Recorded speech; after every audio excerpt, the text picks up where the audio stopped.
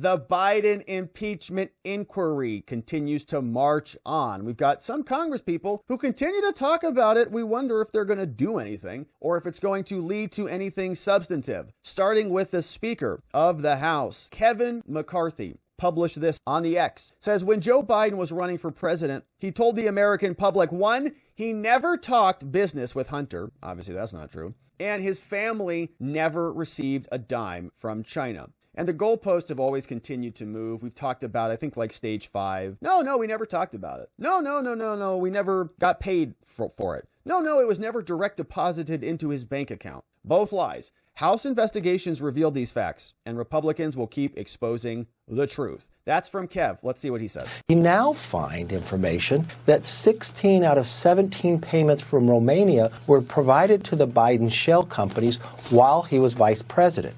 When President Biden was running for office, he told the American public that he's never talked about business. He said his family has never received a dollar from China, which we now prove is not true. We now have some of the most credible whistleblowers. These 10-year IRS agents who have come forward said that the Biden family has been treated differently, that what Weiss has told us is different than what Garland and Weiss has told the public. So somebody's lying. And you're sitting here today where now you have found millions of foreign money, just what the 1023 alleges they did to Biden's family. Now we found that it has funneled through shell companies. If you're sitting in our position today, we would know none of this if Republicans had not taken the majority. So they're talking about impeachments, and the Democrats are very unhappy about it. They're trying out this new phrase. They keep indicting Donald Trump, but the indictments aren't slowing down the Trump train. And so now they're trying this new talking point, calling the whole thing a cult. Here's Nancy. With all due respect to your question, this is frivolous. This is a diversionary tactic. They just can't stand the fact that we had a job report of over nearly 200,000 jobs today, that unemployment is 3.5%, the 18 straight months of unemployment being under 4%. We're talking about 13.4 million jobs created with Joe Biden in the White House and working with the congressional Democrats.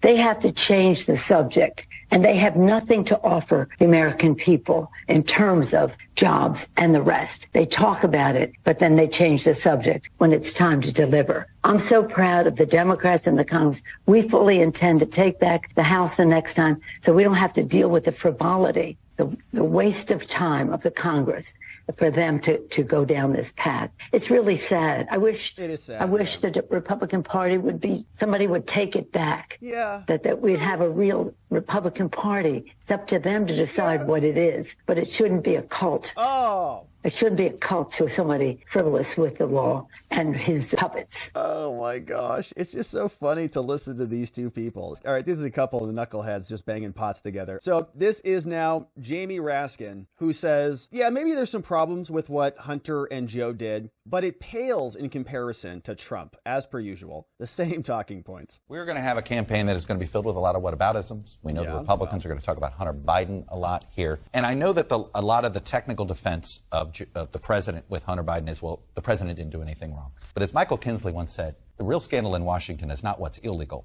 it's what's legal. Should there be a code of conduct, something for family members here? Because the appearance of what Hunter Biden did is not bad. good. Yeah, I mean, we know that there is a lot of influence in Washington that's based on people's family connections. Last and family names ties. matter a lot on K Street, as you know. You know, and I have... and Biden's been there for how long? How many years? Repeatedly asked Chairman Comer on the Oversight Committee for us to look at that in a serious and substantive and methodical and nonpartisan way. But he's instead decided to just pursue the Hunter Biden thing as a one-off, as a way to score cheap political points. He doesn't want to talk about Jared Kushner, who brought back $2 billion, not million, $2 billion from Saudi Arabia to a company he created the day after the Trump administration ended, when there was still blood all over the Capitol. There was still blood all over the Capitol? Did somebody take a machete or something? What happened in there? I mean, I know that the Capitol Police shot and killed an unarmed woman. Is that the blood he's talking about? Wonder what he could be talking about. Anyways, so as usual, they just deflect over to Trump. It's basically the only thing that they can say about this. Now we've got Byron Donalds and Marjorie Taylor Greene telling us a little bit more about the actual evidence that is out there now that they are working towards an impeachment inquiry. They're gaining a little bit of momentum, not quite there. Here's what they found. He's the conduit to Joe Biden. There is a conference call, a business meeting at Cafe Milano where Joe Biden just shows up there with some of the Burisma executives. There's a board meeting in Dubai in 2015 where they look at Hunter Biden and say, hey, we need help from D.C., make the call. 3 months later, Shokin, the prosecutor in Ukraine, is fired, and Joe Biden brags about using or withholding $1 billion in U.S. aid, putting pressure on Ukraine to get the prosecutor fired. That's an open and shut damning case of bribery with respect to Joe Biden when he was vice president of the United States. You add in the fact that you have Yelena Bataturina, the widow of the Moscow mayor, how she paid $3.5 million to Hunter Biden and to Devin Archer, and as she's left off the sanctions list when Vladimir Putin invades Ukraine. This stuff stinks. There's some of the evidence, and we got a lot more. Yeah, it does stink. Byron's right. Over to Marjorie. There's so much of the evidence that is clear and present for anyone to see, the American people, the entire world. We have done a lot of work on the Oversight Committee, and in our investigations, not only have we uncovered a 1023 form outlining a $5 million bribe to then Vice President Joe Biden, but we also read thousands of pages of SARS reports in the Treasury Department showing clear proof of alleged crimes, and those were from bank reports. Then we subpoenaed bank statements, and we looked through the bank statements, and we have clear evidence of wire transfers from countries all over the world, China, Ukraine, Romania,